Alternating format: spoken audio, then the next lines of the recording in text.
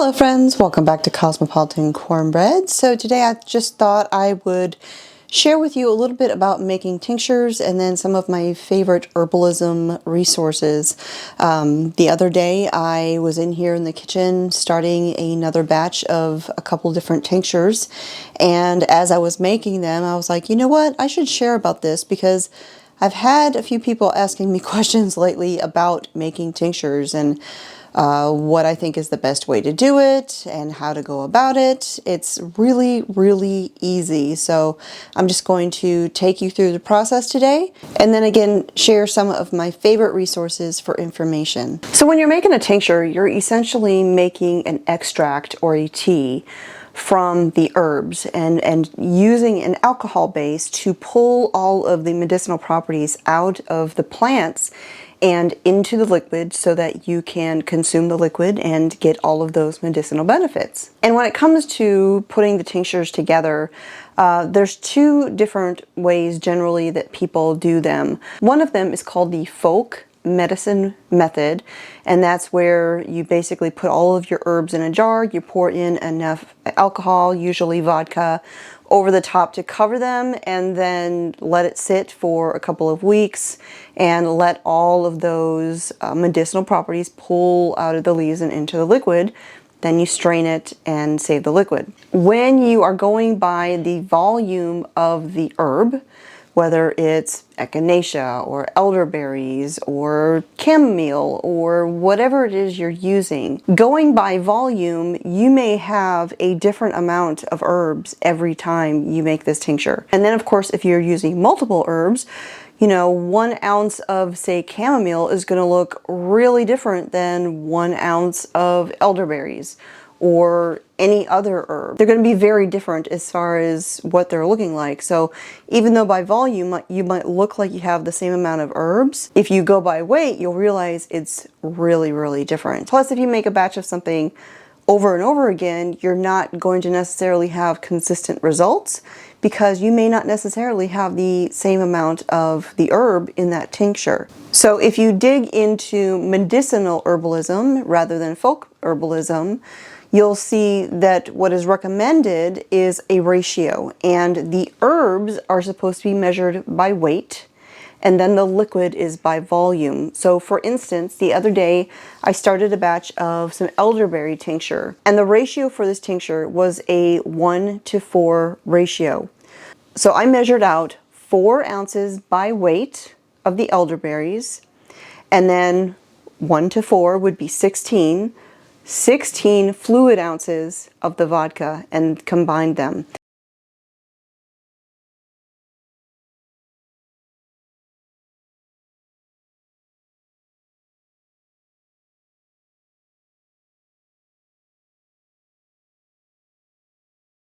Now, depending upon the herb, some tinctures are recommended to be a 1:5 ratio or a 1:3 ratio. So it's really important to know what the recommendations are for the specific herb that you are looking at and that you're working with. And by doing the herbs by weight and the liquid by volume, I know that this batch is going to be the exact same as the next batch, and it's going to be the same as the next batch after that.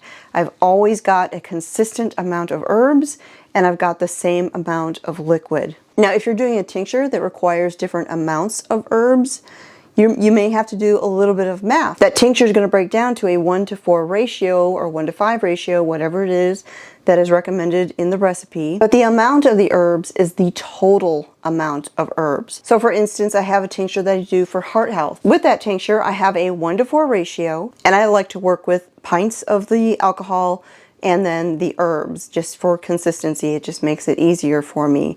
And so for the 16 ounces of the vodka, I would use 4 ounces of the herbs, but that's total of the herbs. So you would have to look at the recipe. So say you have 4 herbs and it's 1 part this, 1 part this, 2 parts that, 3 parts this.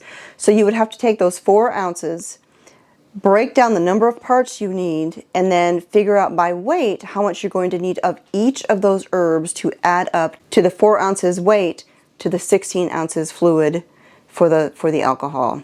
So I hope that makes sense. So when I'm making the tincture, I'll go ahead, I'll measure out my herbs, I'll measure out my vodka, put them into a nice tightly closing container. I find that mason jars work great. Then I put that container in a warm location and let it sit for 2 weeks. That's basically how long it takes to make a tincture. And you want to put it someplace where you're going to remember it, because you want to give that jar a shake to keep everything combined and make sure that the alcohol is getting through all of the herbs. Once the 2 weeks is over, you go ahead and strain out all of the solids, keeping the liquid. I use layers of cheesecloth or a jelly bag for this. And then I store the tincture in a dark glass container. Fresh herbs can be used for making tinctures. However, you'll need double the amount of herb if you're using fresh as opposed to using dry herbs. I do want to share just a couple of resources, my personal favorite books when it comes to herbs. This particular book, there's probably a newer version of it out now, but this was the very first herbalism book I got. I learned so much about herbs in this, and this became my go-to book anytime there was any ailment in my household. As far as what do I need to do, I went straight to this book, and it's called Prescription for Herbal Healing by Phyllis A. Balch, or Balk, I'm not sure how to say her name. But this was my very first herbalism book, and I still find it to be an excellent resource. Now, the herbs that are in here, it does focus more on herbs that you might get at a health food store that sell herbs, like capsules and things like that. But it has general information on 200 different kinds of herbs. It has some herbal combinations, some formulas in here. This was just a really good introductory book for me personally when it came to herbalism. Another really good introductory book is The Homesteader's Herbal Companion by Amy Fuel. And this is a great book. It goes into the very basics of herbalism. If you don't know anything about herbs and you want to learn, Amy has a fantastic book. And not only does she talk about herbs for humans, she even talks a little bit about things for the homestead. For instance, she's got a section here on herbs for the homestead dog, or herbal livestock parasite tinctures and things like that. So this is an all-around herbal book for the homestead, and she does go into the basics of making tinctures in here as well. So if you forget what I talk about in this video, she explains it in here. But my favorite book at this point when it comes to herbs, and especially if I'm wanting to do a deep dive into a medical condition and want to really learn about the different causes, different ways to come about treating it, it's this book, Medicinal Herbalism, The Science and Practice of Herbal Medicine by David Hoffman. This book is, I would call it a college level herbalism book. This breaks down the science of herbalism and what the herbs do in the body, how they go about treating things, not just what can treat things. Of course, it does have a section in here on making basic tinctures, how to measure it out and all that. This right here is, I mean, it's like an encyclopedia of herbalism, and it is really detailed and a really good book. So this one introduced me to herbalism. This is a great homestead herbalism book. This is for deep diving on just about everything you can think of when it comes to herbalism. I'll put a link to those books in the video description down below, and if you have any questions, I may not have the answers for you, but I will do my best. So thanks for joining me here again in the homestead. My name is Constance from Cosmopolitan Cornbread, and I'll talk to y'all next time.